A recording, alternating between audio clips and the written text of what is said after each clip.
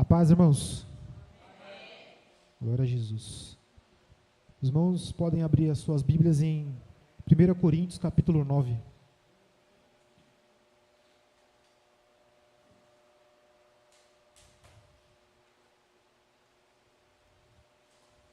Primeiro Coríntios 9, a partir do versículo 19 em diante.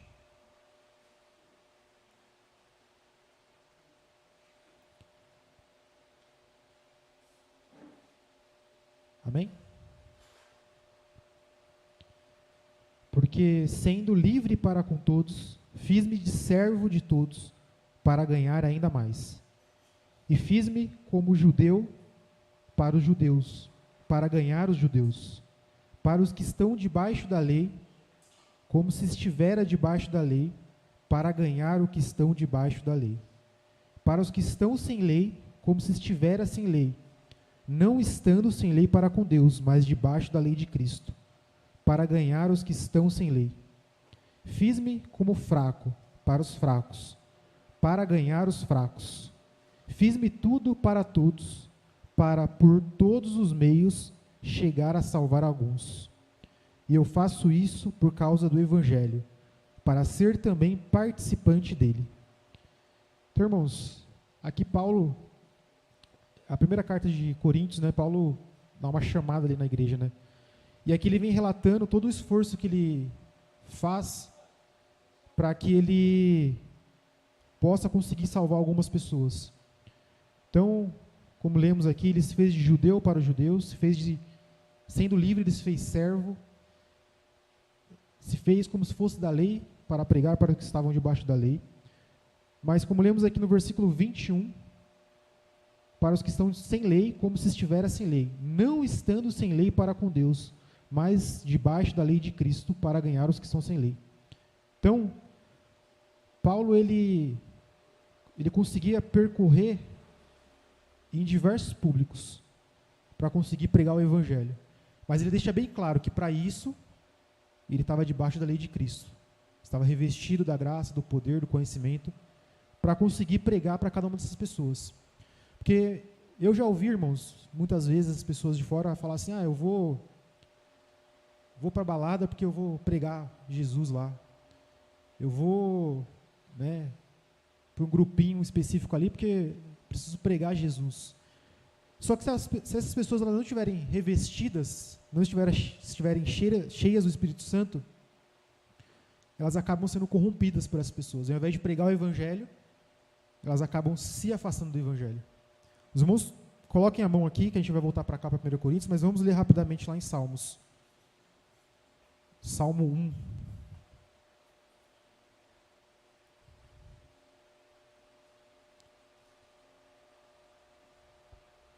No versículo 1.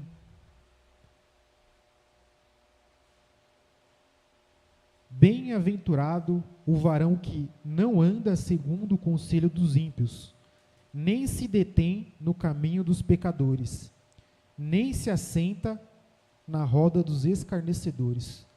Então, a gente lendo lá em 1 Coríntios, vamos voltar para lá, irmãos, 1 Coríntios 9. Lendo aqui em 1 Coríntios 9, e depois lendo lá em Salmos 1, versículo 1, parece que tem um conflito ali, né?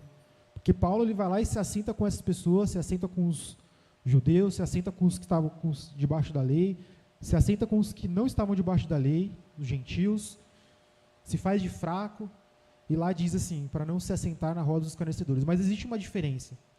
Quando lá diz assim, não se assenteis na roda dos escarnecedores, é você se deixar levar por aquelas pessoas. É você concordar com o estilo de vida daquelas pessoas, concordar com o pecado delas e deixar que os conselhos delas sirvam para a sua vida. E aí você começa a andar junto com elas, caminhar da forma que elas andam. Então, como lemos aqui no versículo 21, Paulo diz, não estando sem lei para com Deus, mas debaixo da lei de Cristo. Então, se a gente for colocar isso na prática, irmãos, Paulo, ele ia pregar para essas pessoas, mas com a certeza de que ele não ia ser corrompido por nenhuma delas. Ele foi pregar para os judeus, mas nem por isso ele se deixou levar pelas práticas dos judeus. Ele foi pregar para os que estavam debaixo da lei, mas ele não viveu segundo a lei. Ele se fez de fraco para os fracos, e aqui pode ser, né, fraco socialmente, ou fraco mesmo na fé, ou, né, ou algo do tipo, não especifica, mas em nenhum momento ele disse, eu estou fraco junto com eles. Ele fica claro aqui que, na verdade, ele entende quais são as dores da pessoa, ele entende o que a pessoa está passando, ele conhecia a tradição dos judeus, então ele sabia como conversar com os judeus, e no meio da conversa ele pregar o evangelho. E se a gente for lá em Atos, capítulo 17, a gente vê um exemplo de Paulo fazendo isso. Atos 17.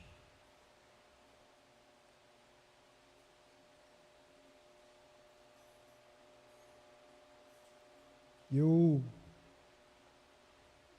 lendo essas passagens, né, irmãos, não vou citar nome, né, mas é uma cantora famosa, que ela cantava gospel, tinha músicas bonitas, e certa vez numa entrevista ela falou que estava indo para onde ela ia porque Deus queria usar ela daquela maneira, e acabou que se perdeu, foi corrompida, hoje vive segundo o curso do mundo, e a gente vê que para fazer isso que Paulo faz, a gente precisa estar preparado.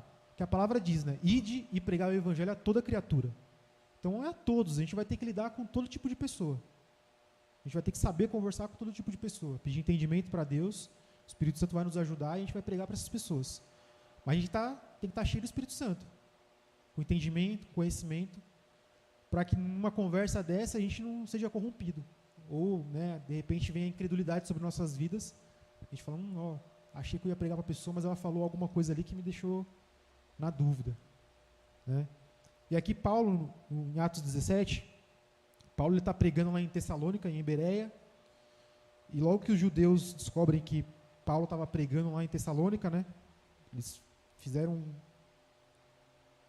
que diz no versículo 13, né, exercitaram as multidões, no versículo 14, no mesmo instante os irmãos mandaram Paulo que fosse até o mar. Então, Paulo estava pregando, os judeus não gostaram de ver Paulo pregando e tiraram ele de fora. Aí, a partir do versículo 15 em diante, diz que Paulo, ele foi levado até Atenas, e quando ele chega em Atenas, lá ele vê todo os outros deuses pagãos, né? Que no versículo, vamos ler aqui, versículo 15. E os que acompanhavam Paulo levaram até Atenas, e recebendo ordem para que Silas e Timóteo fossem ter com ele o mais depressa possível, partiram. 16. E quando Paulo os esperava em Atenas, o seu espírito se comovia em si mesmo, vendo a cidade tão entregue à idolatria. Então Paulo precisava esperar Silas e Timóteo, enquanto ele esperava, como a gente leu aqui, o espírito dele se comovia em si mesmo, a agonia de ver a idolatria em que a cidade estava, né?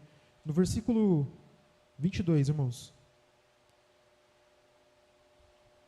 E estando Paulo no meio do Areópago, disse: varões atenienses, em tudo vos vejo um tanto supersticiosos, porque, passando eu e vendo os vossos santuários, achei também um altar em que estava escrito: ao Deus desconhecido. Esse, pois, que vós honrais não o conhecendo, é o que eu vos anuncio. O Deus que fez o mundo e tudo que nele há, sendo o Senhor do céu e da terra, não habita em templos feitos por mãos de homens, nem tampouco é servido por mãos de homens, como que necessitando de alguma coisa, pois Ele mesmo é quem dá a todos a vida, a respiração e todas as coisas. E de um só fez toda a geração dos homens para habitar sobre toda a face da terra, determinando os tempos já dantes ordenados e os limites da sua habitação, para que buscassem ao Senhor, se porventura tateando o pudesse achar, ainda que não está longe de cada um de nós. Porque nele vivemos e nos movemos, e existimos, como também alguns dos vossos poetas disseram, pois somos também sua geração. Sendo nós, pois, geração de Deus, não havemos de cuidar que a divindade seja semelhante ao ouro, ou à prata, ou à pedra esculpida, por artifício e imaginação dos homens. Até que tá bom, irmãos. Então, Paulo estava em Atenas, na cidade, começou a pregar no meio da praça mesmo, e levaram ele até o Areópago para pregar, para falar com os filósofos da época, né? E Paulo, ele mostra todo o conhecimento que ele tinha acerca daquilo. No versículo 28, porque nele vivemos e nos movemos, e existimos, como também alguns dos vossos poetas disseram, pois somos também sua geração. Então aqui Paulo está citando um dos filósofos mais famosos que eles conheciam naquela época. Epidêmides era o nome dele. Ele viveu 600 anos aproximadamente antes de Paulo. E Paulo ele vai lá e fala, eu tenho conhecimento do que vocês aprendem aí. Ele usa um trecho, né, de um texto desse filósofo, mas logo na sequência, no versículo 29, ele diz, sendo nós, pois, geração de Deus, não havendo de cuidar que a divindade seja semelhante ao ouro, ou à prata, ou à pedra esculpida por artifício e imaginação dos homens. Então ele usa do conhecimento que ele tinha sobre os filósofos daquela época, e fala, ó,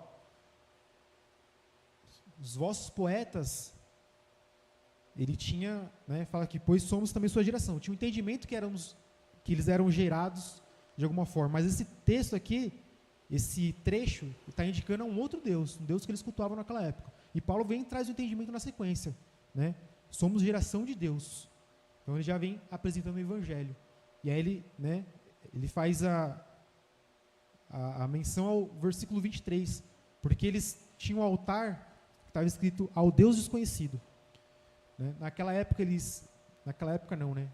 Há 600 anos atrás, antes de Paulo estar ali presente, tinha esse filósofo, Epidêmides, e eles tinham o costume de fazer altares para os deuses dele, né? E aí tinha uma praga, muitas pessoas estavam morrendo dessa praga, né? Historiadores, né? As pessoas que estudaram sobre isso, né? Relatam essa história, e fala que tinha muita praga, muitas pessoas estavam morrendo, e eles oravam para os deuses deles, e nada acontecia.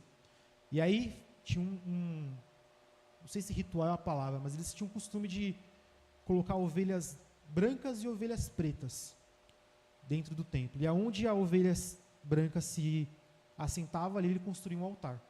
Então, né, não necessariamente esse altar ao Deus desconhecido vem dessa prática, mas tem uma alusão de eles sempre fazer esses altares. E aí Paulo fala, ó, vocês fizeram um altar ao Deus desconhecido, e esse Deus desconhecido que vocês honram é o que eu venho pregando.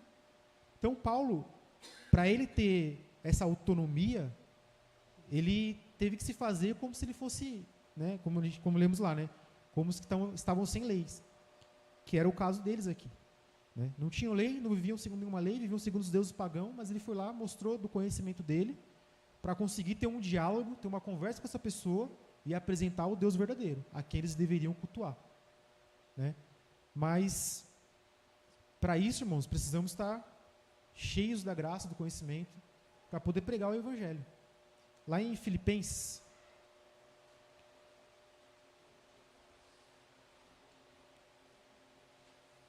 capítulo 2,